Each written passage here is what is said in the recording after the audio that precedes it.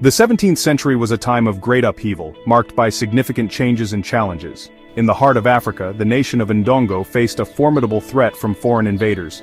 European powers, driven by ambition and greed, had set their sights on the continent, eager to exploit its resources and people. Born into the royal family of Ndongo, Nzinga's life would be shaped by these turbulent times and the constant threat of colonization. From a young age, she witnessed the complexities of leadership and the responsibilities that came with it. Nzinga observed her father, King Colombo, navigate the treacherous waters of diplomacy and war, learning valuable lessons. These early experiences instilled in her a deep understanding of statecraft and the art of negotiation. Little did she know, destiny had carved a path for her, one that would lead her to greatness. Nzinga would rise to become a beacon of hope and a symbol of resilience for her people. She would be a symbol of resistance against the encroaching Portuguese, leading her people with courage and determination. The young princess would one day be known as Queen Nzinga, the warrior queen whose legacy would inspire generations. The Portuguese arrived in Angola with promises of trade. However, their true intentions soon became clear. They sought to exploit the region's resources and its people. The slave trade, a dark stain on human history, became their primary objective. Thousands of Angolans were captured, torn from their families and homes. They were then forced into a life of servitude across the Atlantic. King Colombo, Nzinga's father, resisted the Portuguese. He fought bravely to protect his people. But the Portuguese were relentless. They chipped away at Ndongo's independence, sowing seeds of discord among the tribes. It was in this cauldron of conflict that Nzinga's mettle would be tested. She would be forced to confront the full might of a colonial power. After King Colombo's death, Nzinga's brother, Ndongo Mbandi, ascended to the throne. However, his reign was short-lived. He found himself ill-equipped to handle the Portuguese threat. Nzinga, recognizing the dire situation, stepped forward. She would not stand idly by as her nation crumbled. With unwavering determination, she assumed the mantle of leadership.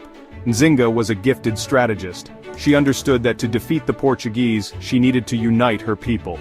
She skillfully navigated the complex web of tribal politics, forging alliances and consolidating her power. Nzinga's charisma and leadership qualities inspired her people. They rallied behind her, ready to fight for their freedom. She became a symbol of hope, a warrior queen ready to defend her nation. In 1622, Nzinga agreed to meet with the Portuguese governor, Correia de Sá, in a historic encounter that would be remembered for centuries. She sought to negotiate a peaceful resolution, aiming to end the bloodshed and secure her nation's sovereignty, which had been under threat for years. The meeting was a strategic masterclass, showcasing Nzinga's diplomatic acumen and her ability to navigate complex political landscapes. Nzinga arrived with a small contingent of soldiers, a calculated move to demonstrate both strength and restraint. She found the Portuguese governor seated on an elaborate chair, a symbol of his perceived superiority, while she was offered only a mat, a clear sign of disrespect. Refusing to be underestimated or humiliated, Nzinga signaled to one of her servants with a calm yet assertive gesture. He promptly knelt, offering his back as a seat, transforming a moment of potential humiliation into one of empowerment. Nzinga sat on her servant's back throughout the negotiation, maintaining her dignity and authority. She met the governor's gaze with unwavering confidence, her eyes reflecting her unyielding spirit and determination. The message was clear: she was his equal, and she would not be treated as anything less. While the talks did not lead to a lasting peace, they showcased Nzinga's sharp intellect, her strategic mind, and her unwavering commitment to her people's freedom and dignity. Nzinga's reign was marked by constant struggle against the Portuguese, who sought to dominate her people and land.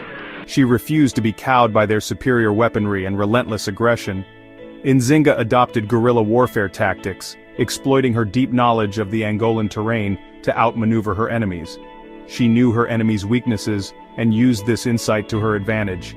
Nzinga used their reliance on traditional European battle formations against them, turning their strengths into vulnerabilities. Her forces, swift and agile, would launch surprise attacks, disappearing into the dense forests before the Portuguese could retaliate effectively. Queen Nzinga's defiance and strategic brilliance inspired generations of warriors and leaders. Her name became synonymous with courage, resilience, and the relentless pursuit of freedom and justice. Nzinga's story is a testament to the indomitable spirit of the African people, a narrative of resistance and triumph. It is a beacon of hope in the face of oppression, a light that guides the path to freedom. Her legacy lives on, not just in Angola but across the world, influencing countless movements for justice.